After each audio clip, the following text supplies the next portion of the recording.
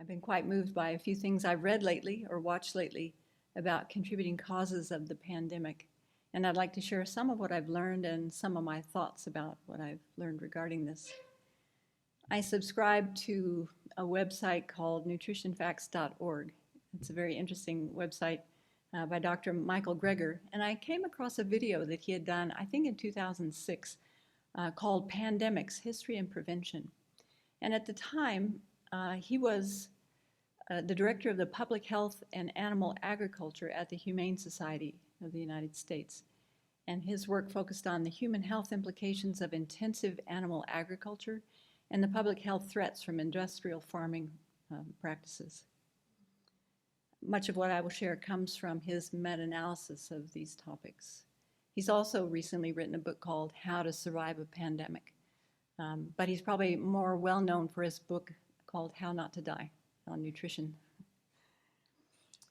According to the United Nations, the two greatest threats facing humanity are climate change and the emerging infectious diseases, particularly pandemic influenza, like the 1918 bird flu. It was actually a bird flu.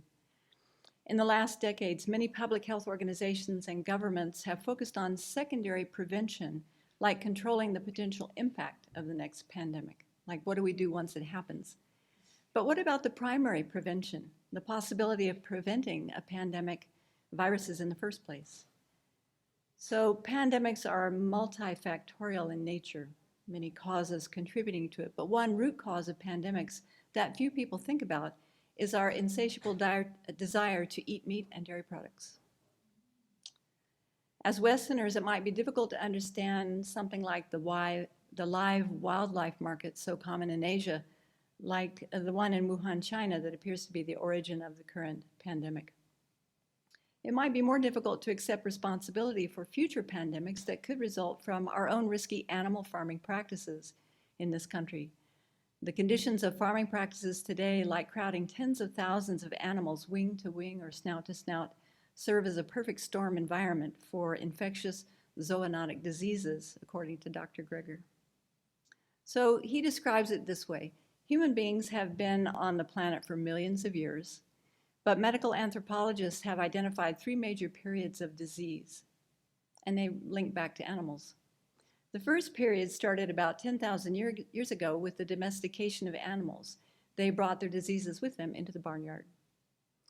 So, for instance, the rinderpest virus in cows and sheep is responsible for measles. Smallpox likely came from camel pox. We domesticated pigs and got whooping cough. We domesticated chickens and got typhoid fever. We domesticated ducks and got influenza. Leprosy most likely came from water buffalo, and the common cold has been traced back to horses. So this is one of the things about zoonotic diseases, is that they can survive in animals without harming them, but once they jump to human transmission, then they can cause pandemics. So that was the first great period in a nutshell. The second great period of human disease was with the Industrial Revolution in the 18th and 19th century, where we saw an increase in diseases of civilization, like obesity, diabetes, heart disease, and cancer. During that period, we also made great advances, like polio was cured, we eradicated smallpox, we discovered penicillin and many other life-saving medications, other antibiotics. And so it looked like from the 20s to the 70s, infectious diseases were in decline. But then something happened around the 70s and these infectious diseases started to take off again. So now we're in this third period of human disease, and it'll be interesting to see what it looks like. New diseases are emerging at an alarming rate, mostly newly discovered viruses like AIDS, SARS, MERS, etc., coronavirus, bird flu, swine flu, these sorts of things. The World Health Organization, the Food and Agriculture Organization, and the World Organization for Animal Health held a joint consultation to determine the key underlying causes of these emerging diseases. And of the four main risk factors, the number one cause is increased demand for animal products, animal protein, in fact, the world over, especially from poultry and pigs. Chickens used to peck around the barnyard, but now they're typically warehoused in sheds with tens of thousands of birds in close proximity. About half of the egg-laying birds on the planet are confined in small battery cages, extending down long rows of windowless sheds. There can be up to 1 million birds in a single farm.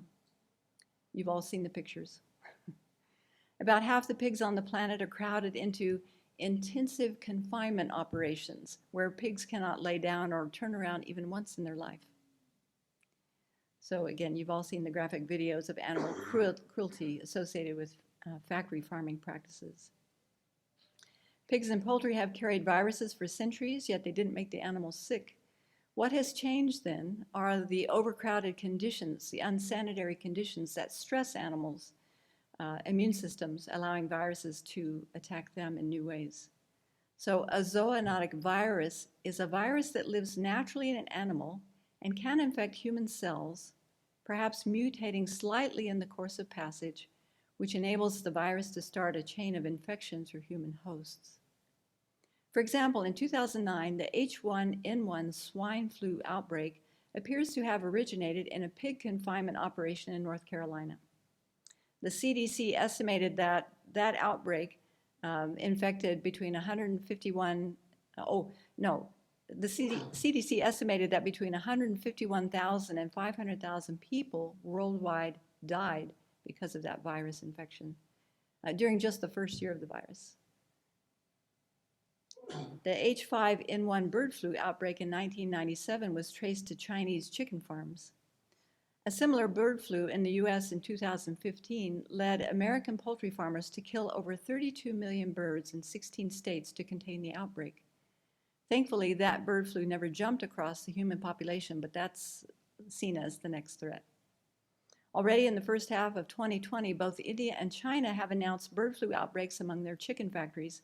Luckily, these have not yet affected human beings. So the connection between industrial animal agriculture and pandemic risks is nothing new. It's been known for a long time. A 2007 editorial in the American Journal of Public Health acknowledged that our mass raising and slaughtering of animals for food consumption could likely be the cause of the next big zoonotic outbreak with human-to-human transmission. The American Public Health Association, the largest and oldest association of public health professionals in the world, has called for a moratorium on factory farming for nearly 2 decades now. Guess who's winning? Maybe COVID-19 is the dry run we need to wake us up to the needed reforms in the food system before it's too late. An editorial in the Journal of the American Public Health Association goes beyond just calling for the de-intensifying of the poultry industry, but questioning the prudence of raising so many animals for food in the first place, especially in this day and age when we have access to so many other protein-rich foods. They say, it's curious, therefore, given the pandemic threat, that changing the way humans treat animals, most basically ceasing to eat them, or at the very least radically limiting the quantity of them that are eaten, is largely off the radar as a significant preventive measure. We're not even considering it. We're not even talking about it. Such a change, if sufficiently adopted or imposed, could still reduce the chances of a much feared influenza epidemic. It would be even more likely to prevent unknown future diseases that, in the absence of this change, may result from farming animals intensively and killing them for food. Yet humanity doesn't even consider this option. So according to a 2018 Gallup poll, 5% of US adults consider themselves to be vegetarian. And it's just interesting to look at the breakdown. Non-white Americans, 9%, are 3 times as likely as white Americans to describe themselves as vegetarians. Thank you, Asians. 11% of self-identified liberals identify as vegetarian, compared with 2% of conservatives and 3% of moderates. And vegetarianism is less prevalent among older Americans.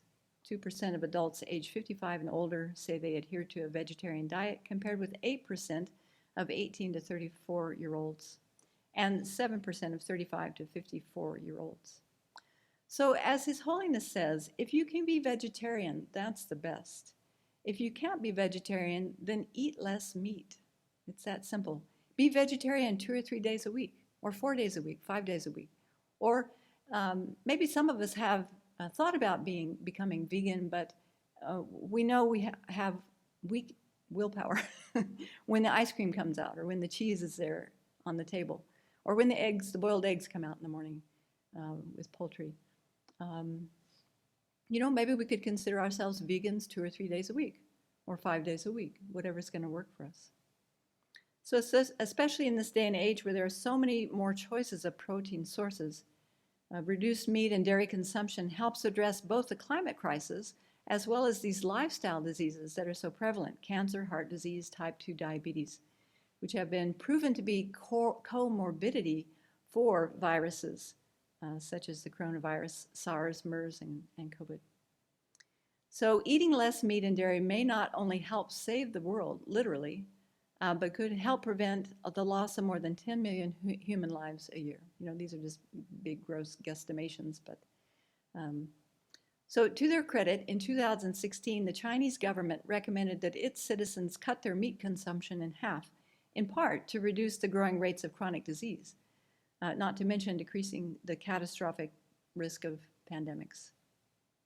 So what we eat doesn't just affect our personal health, but our global health in more ways than one. Venerable Nima, what was that quote you said this morning? The needs of the many outweigh the needs of the few or the needs of the one. So making healthier choices could help prevent the next coronavirus epidemic, not only at the source of sidestepping things like wet markets and risk from mass animal farming practices, but in virtually all studies, vegetable protein is also found to be superior to animal products in terms of lower rates of heart disease and type 2 diabetes, lower blood pressure, etc. So luckily, the food industry is paying attention to the growing interest in plant-based diets. Many fast food chains now, like McDonald's, Burger King, QFC, Dunkin' Donuts, even IKEA, are offering plant-based meat alternatives.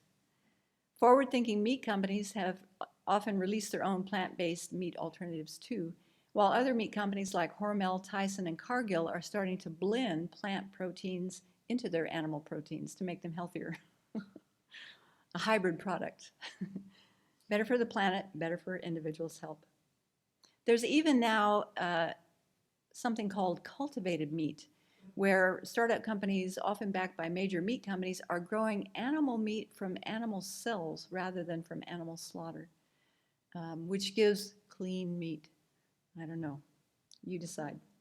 The upshot of this information is that as we hunker down and weather the corona storm now hitting the world, we can take some time to contemplate that we have the power to reduce the chance of the next pandemic by how we shop and how we eat.